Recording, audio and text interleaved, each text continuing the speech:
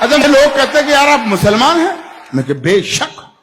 तो यार मुसलमान होकर आप गाय को माता क्यों कहते हो? मैंने कहा यार प्रश्न तो तूने ठीक किया, लेकिन जवाब भी ठीक ही होगा। जब वो मुझसे पूछा गया कि आप गाय को माता क्यों कहते हो, तो मैंने कहा हम किसान के पुत्र हैं। जब मैं 3 बरस का बच्चा था, छोटा, मेरी माँ गाय का चारा पानी करके, नहला धुलाकर, मालिश वगैरह करके जब गौ माता का दूध निकालती थी, और गौ माता का दूध जब मेरी माँ मुझे पिलाती थी, तो मुझे दूध देते वक्त गौ माता ये नहीं देखती थी कि ये बच्चा हिंदू का है या मुसलमान का है। जब समान भाव से गौ माता मुझे दूध देती थी और मुझे कहते हुए ये फक्र होता है, उसी गौ माता का दूध जब मैंने पिया, मैं 56 किलो वजन में यूनिवर्सिटी में LLB करने गया, तो मित्रों आपको जानकर ये खुशी होगी, उसी गौ माता के दूध की वजह से मैं पूरे राजस्थान में कुश्ती का चैंपियन रहा हूं। यह मुझे फक्र है। युगों युगों से भरत भूमि की शान रही गौ माता है। इस मिट्टी के कण कण की पहचान रही गौ माता है। गौ माता है जिसका अमृत पी के खुद को खड़ा किया। गौ माता है जिसने हमको पाल पोष कर बड़ा किया। गौ माता है जिसकी चर्चा त्रिभुवन में पर्याप्त हुई। गौ माता है जो समुद्र मंथन से हमको प्राप्त हुई। गौ माता है जिसके निस्दिन गुरु वशिष्ठ गुण गाते थे। कृष्ण कन्हैया नटवर नागर जिसका यश दोहराते थे।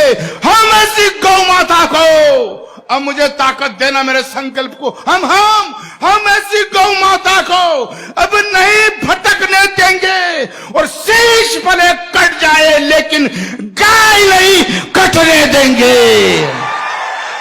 अरे भाई इतना हल्ला, मजा आ गया। मैं तो समर्थन में पाकर गदगद हो गया।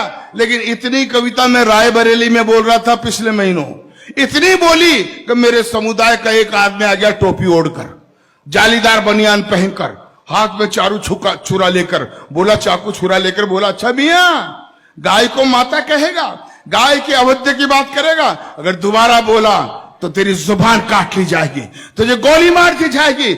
मित्रों वो मुझे धमकाते रहते हैं, लेकिन पूरा देश जानता है जब से मैंने कविता लिखी है मैं हर मंच पर इसे पढ़ता आ रहा हूं, और मुझे धमकाने वाले मेरा बाल भी बाका नहीं कर सके। क्यों? क्योंकि मैं अच्छी तरह से जानता हूं कि संकट कटे मिटे सब पीरा, जो सुमरे हनुमत बलबीरा।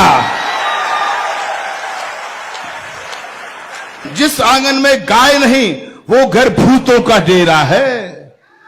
जिस आंगन में गाय नहीं रहता घनघोर अंधेरा है। और जिस आंगन में गाय नहीं वो घर भूतों का डेरा है। अरे जिस आंगन में गाय नहीं, अगली पंक्ति में समर्थन देना, जिस आंगन में गाय नहीं यमदूत वहां पर हंसते हैं, और जिस आंगन में गाय बंधी हो देव वहां जा बसते हैं।